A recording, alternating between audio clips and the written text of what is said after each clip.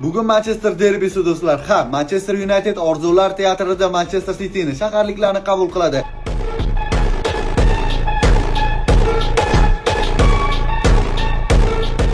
Shu pallada bir narsani eslatib o'taman. Bugungi derbini birinchi gol muallifini va umumiy hisobni topgan ilk 3 ta odamga 100 ming so'mdan pul mukofotini tashlab beraman. Sharti menga, ya'ni Shahlovchi Sardorbek profiliga obuna bo'lgan bo'lsangiz yetarli.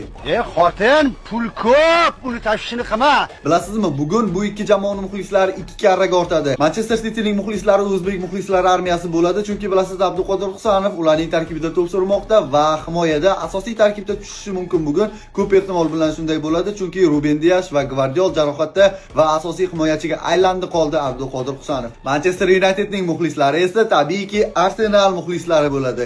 Sababini mendan yaxshi bilsangiz ham aytib o'taman, chunki Manchester City Arsenalning asosiy raqobatchisi va bugun manchesterliklar, ya'ni shaharliklarni ochko yo'qotishini Arsenal juda ham xohlaydi va o'z-o'zidan Manchester Unitedga muxlislik qiladi va bu o'yinning prinsipiallik darajasini, kutilmalarini yanada oshirmoqda. Demak, derbining o'ziga to'xtaladigan bo'lsak, Manchester derbisi umumiy 198 marta o'tkazilgan rasmiy o'yinlar sifatida va 62 ta g'alaba Manchester City'da, 81 ta g'alaba Manchester United'da.